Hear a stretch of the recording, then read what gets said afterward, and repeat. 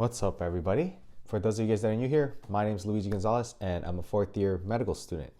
So if you're here watching this video, that must mean that either you're a fourth year that's about to start doing away rotations or is planning on doing away rotations soon, or maybe you're a younger medical student, MS1, MS2, MS3, that is considering a specialty where away rotations are very much highly encouraged.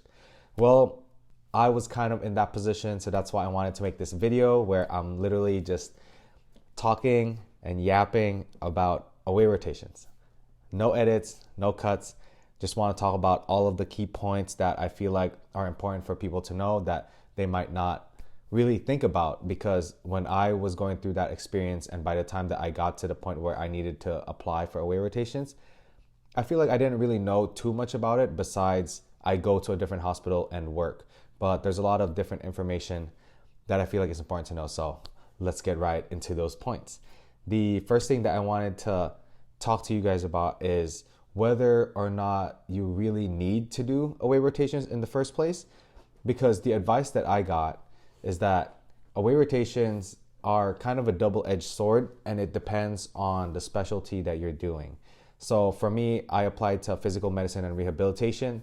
It's a specialty that places a lot more priority and emphasis on clinical skills and your ability to work in a team, because that's the nature of the job, rather than just board scores and how many honors you get during your medical school. So that's why for that specialty, going to different places to showcase your clinical skills is very important, and doing away rotations is definitely very important. And because of that, I was able to max out the number of away rotations that my school allows, which is 3 aways. So I was able to go to 3 different locations, go to different regions of the country to show that I'm willing to move to wherever part of the city is wherever part of the country is willing to take me. And yeah, that's also another benefit of doing away rotations. So, it's a double-edged sword because you're showing your clinical skills and that's what you want to highlight, but at the same time you want to make sure that it's good. You want to make sure that you're always ready and you're at 100% each and every day, because that's going to be your first impression to the program. If you go there and they see that, oh, you show up late, you don't follow through with what you say, you're going to look really bad and they're going to remember you in a negative light, which is something that you don't want to do.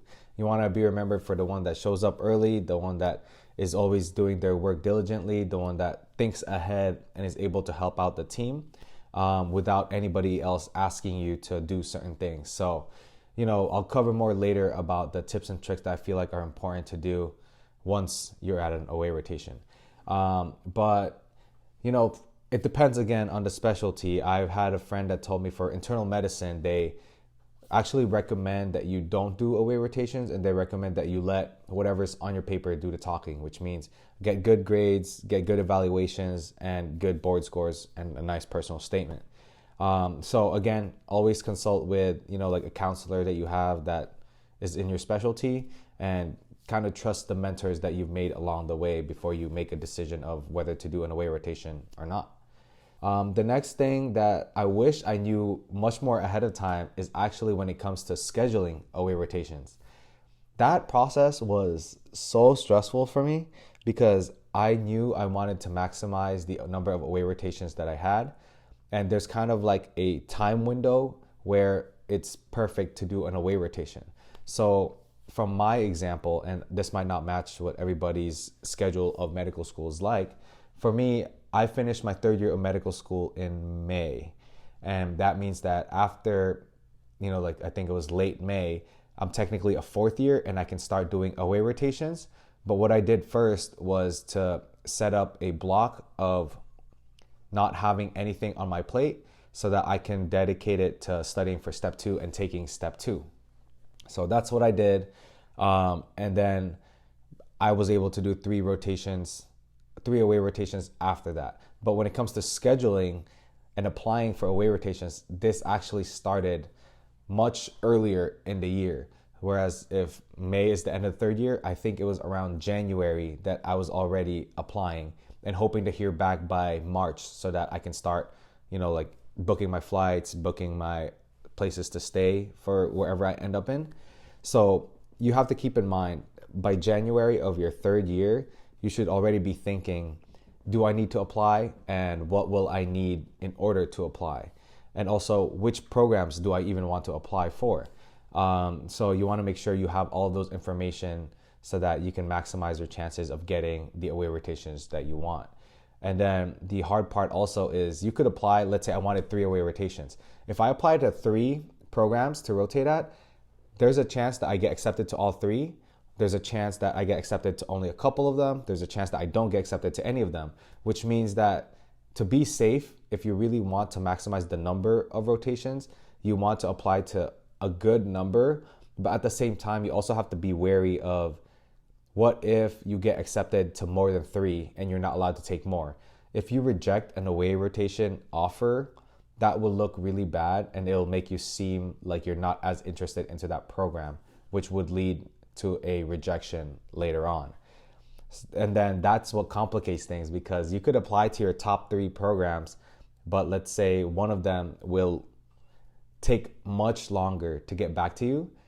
Then you're playing the game of, do I want to hold on to the idea and the possibility that I might get accepted to that away rotation because that's one of my top programs? Or should I apply to something else, and if they get back to me earlier, I'll accept that? So it's like there's no set date for when you have to apply, and there's no set date for when the programs have to let you know by. It's a rolling process, and it's up to you to basically schedule it as best as you can. And that's why it gets really, really complicated. So, like I would recommend, I know around January is when some of the applications, you can see the requirements. Definitely start making sure you get all of like the vaccinations, all the paperwork that you need. And then also start making a list of which programs you want to apply for and kind of prioritize them so that you know which one is worth waiting to hear back from versus which one you can apply. And if you get accepted, you'll take it right away. So yeah, it feels like a really complicated game, but that's another part of it. The next thing is, once you're done with your scheduling, then everything else is just logistics, figuring out flights, transportation, places to stay, how you're going to get to work every day. So that one is kind of just trying to save as much money as you can.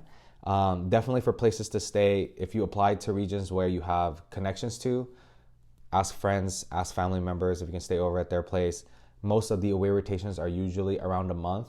So, like it is a good amount of time, but if you're able to save money and not do Airbnb or like sublease a place, you're going to save so much money.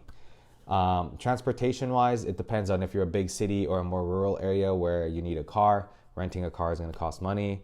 If you have a friend that's willing to like let you borrow their car, or they go to work too, so then they can just drop you off along the way, that would be much better. If you're at a place where it's like a bicycle city, you could do that too. So different ways to save money. But the main advice that I wanted to give people is, Airbnb is a common way to reserve housing, but there's also something called rotating room, and that is more like an Airbnb, but for the medical field specifically. When I had an away rotation in New York, and also in Philadelphia, I've used those 2 websites, Airbnb and Rotating Room, to kind of look for the best places to stay. For one place, I was able to find one through Airbnb because I just felt like it was cheaper and the closest to the hospital, where it'll say, if I'm spending a little bit more money compared to a different place, I'm saving it because I can walk to the hospital. So you just have to weigh the pros and cons, calculate the amount of money that you're going to be spending, because it does pile up pretty fast. And yeah, now that you've got all of the logistics done, the main thing that you have to be worried about now is just maximizing what you can get out of the away rotation. And that means doing the best that you can, putting in 110% each day, no days off.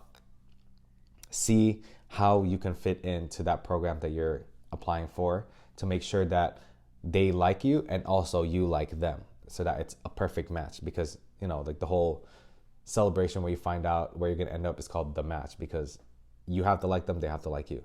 And I think that's also like a hidden value of away rotations, is that you get to see the culture of the program, you get to see how well you fit into the city, and also you get to see who you're going to be working with or who your seniors will be, because if you're just a medical student, you're working with the residents, so they're technically going to be your seniors in a couple of years if that's what you end up in. Um, but yeah, first impressions are going to matter a lot. You want to make sure on the first day, first week, you show up early, you bring in, like best foot forward.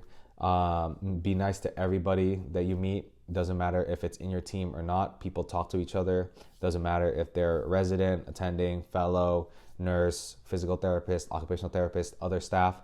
Just be nice to everybody. Be a good human being. That should be one of the main reasons why you wanted to go into medicine in the first place, is to just be a good human being. So be that. And then one other thing too that I feel like is very underspoken when people are introducing themselves to like the whole team and everything. When you start your first day, you're usually just joining a team and you're just following them around until, well, in my situation, it's more of an inpatient rotation. So until rounds are done, then that's when you kind of get accustomed. You can ask the residents during the work hours of like, hey, like, what do we usually do? What is the workflow? But one thing that you should also do is, like if you have some downtime on that first day, introduce yourself to all of the patients that they assign to you that are in your team, just because, like patients are people too. It's easier and nicer for them to know the faces, even if you're not the one directly taking care of them.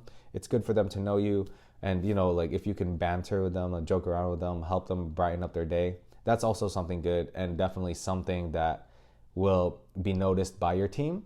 There have been instances where I was really lucky and I was able to connect with a couple of patients, and like they were able to say nice things about me and joke around with me in front of the team, which helps showcase like how well I can get along with people, and at the same time showcases my passion for just medicine and why I want to help people.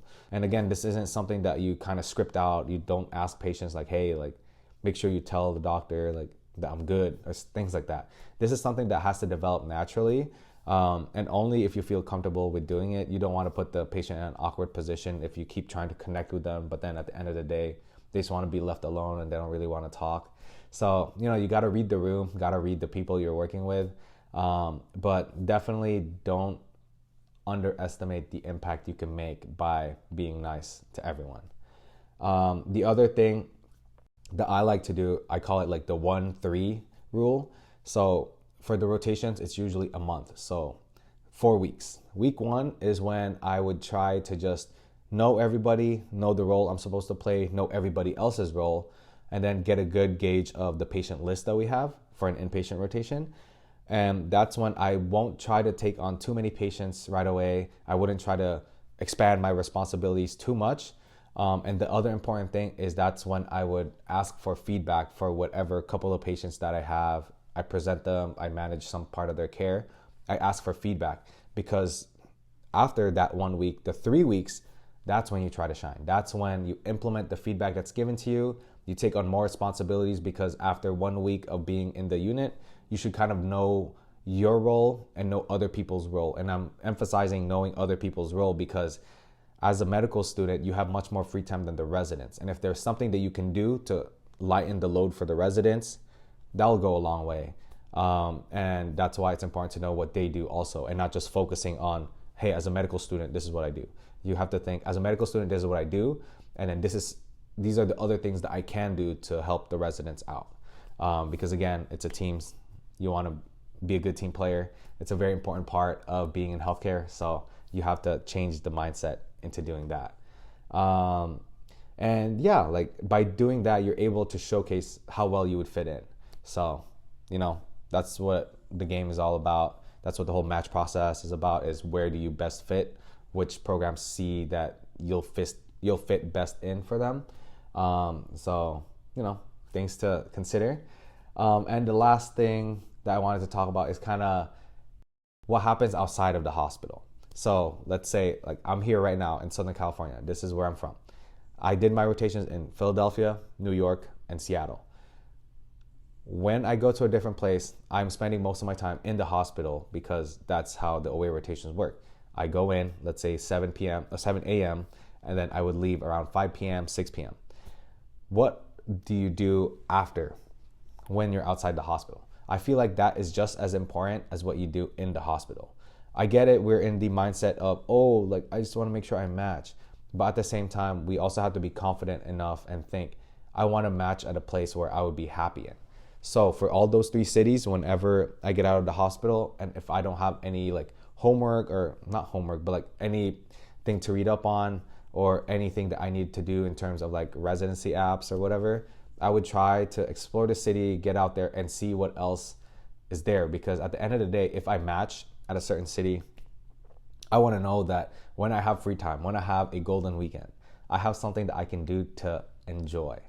And this isn't just for your own well-being. If you want to think about it in the approach of, I want to maximize my chances of matching, during the interviews, a lot of the programs that, you know, like I'm from the West Coast, East Coast programs are kind of skeptical. Like, why do you ever want to leave California? During the interviews, they would ask me, oh, so you did a rotation in Philadelphia. Like, why are you interested in possibly moving to Philadelphia? I'm able to bring up certain things that I like. I'm able to bring up instances that I've experienced during my rotation there that ended up, you know, making them believe that I do want to go there and that I am willing to explore different places in the country. So I feel like having fun during your away rotations doesn't just benefit you in terms of your mental state, it will also help you with getting accepted to residency as well.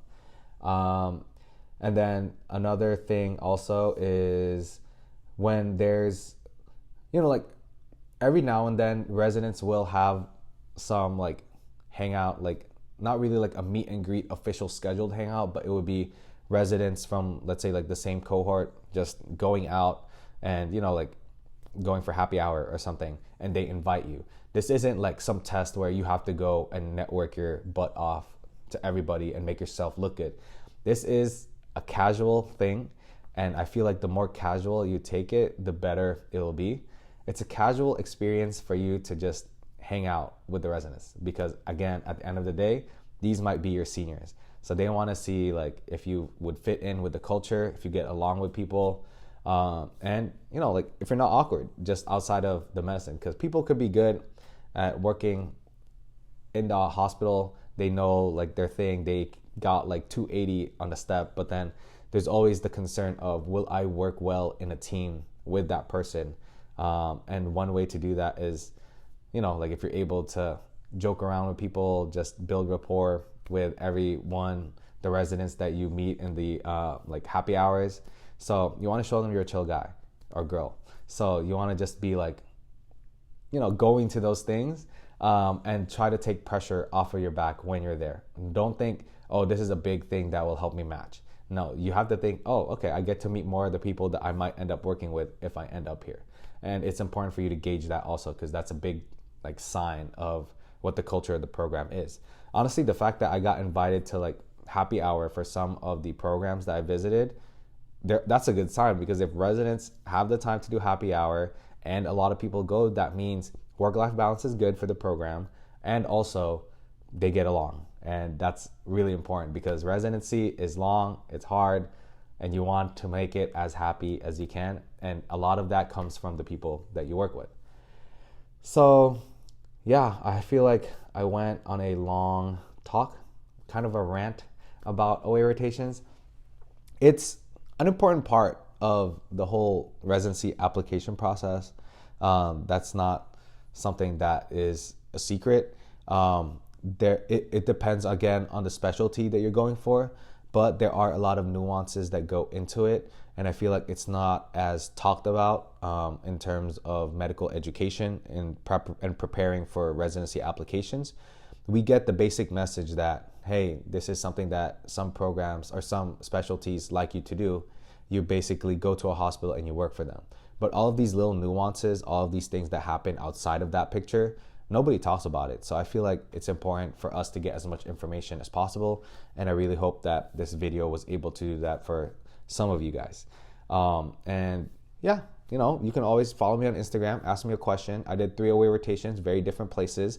I'll be more willing to share my story in private. So feel free to DM me on Instagram. I'll make sure it pops up somewhere here. But yeah, thank you guys for tuning into this video, and best of luck to your away rotations. Peace.